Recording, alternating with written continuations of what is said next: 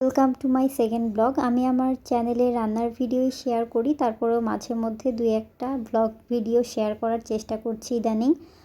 আজকে আমি গিয়েছিলাম খিলগাঁওয়ের শর্মা কিংয়ে। খিলগাঁওতে কিন্তু দুইটা শর্মা কিং রয়েছে, একটা নতুন আর একটা হচ্ছে পুরাতন। আমরা যেটা পুরাতন সেটাতেই গিয়েছিলাম। প্রথমেই আপনাদেরকে একটু মেনু কার্ডটা দেখিয়ে নিয়েছি। আর যেহেতু রেস্টুরেন্টটা অতটা বড় না, যতটা সম্ভব আমি ভিডিওটা করে দেখিয়ে দিয়েছি। এটা সাইজে খুবই ছোট, কিন্তু পরিবেশটা মোটামুটি ভালোই। তারপর হচ্ছে আমি এই কাপল কম্বোটা নিয়েছিলাম। এটার প্রাইস ছিল 499 টাকা, আর সাথে নিয়েছিলাম কোক। দাম অনুযায়ী খাবারের মান কিন্তু খুবই ভালো ছিল। এখানে সবসময় রিজনেবল প্রাইসে খাবার পাওয়া যায় এবং তারা সবসময়ই একটা করে অফার দিয়েই থাকে। আর না হলে আপনাকে কিন্তু মেম্বারশিপ কার্ড দিয়ে দেবে। অফার না থাকলে 15% আপনারা কমে এই খাবারটা কিনতে পারবেন যে কোনো সময়ই। তার জন্য সাথে সাথে একটি করে কার্ড দিয়ে দেবে। এই তো আমাদের খাবারটা এসে পড়েছিল আর আমরা খাচ্ছিলাম। তারপর খাওয়া শেষ করে আমি সাথে সাথে চলে গিয়েছিলাম খিলগাঁও তালতলা যে একটা মার্কেট আছে সেখানে।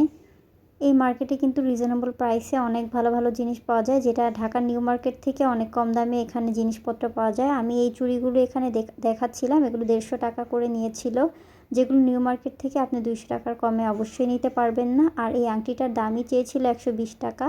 এগুলো ডায়মন্ড কাট যে রিং থাকে এগুলা কিন্তু নর্মাল মার্কেটে 200 টাকার কমে কখনোই দিবে না। এগুলো আমি এখানে 100 টাকা বা 80 টাকা এরকম দামাদামি করে নিয়েছিলাম। তারপর এখানে আরও কিছু জুয়েলারি আপনাদের সাথে একটু শেয়ার করে নিচ্ছি। এই ব্রেসলেটটা যার দাম চেয়েছিল 350 টাকা, কিন্তু আমি দামাদামি করে নিয়েছি 180 টাকা দিয়ে। আপনারা আরও দামাদামি করলে কমে নিতে পারবেন। আমি যেহেতু একটু তাড়াহুড়া ছিল তাই অতটা দামাদামি করতে পারিনি। তারপর এখানে কিছু কানের দুল ছিল, আমি কানের দুল কিনিনি, কিন্তু একজনকে দামাদামি করে কিনতে দেখেছি, যেগুলো 150 থেকে 200 টাকার মধ্যেই কিন্তু দাম চাচ্ছিল। আর নিউ মার্কেটে এগুলোর দাম কিন্তু অনেক বেশি, আপনারা একটু কম্পেয়ার করে দেখতে পারেন যারা সবসময় কেনাকাটা করেন। আর এখানে একটি ভ্যানের মধ্যে ঘর সাজানোর নানা ধরনের জিনিস ছিল। এখানে অনেক ইউনিক ইউনিক জিনিস ছিল, যেগুলো আমি বড় বড় শপিং মলে অনেক বেশি দামে বিক্রি করতে দেখেছি।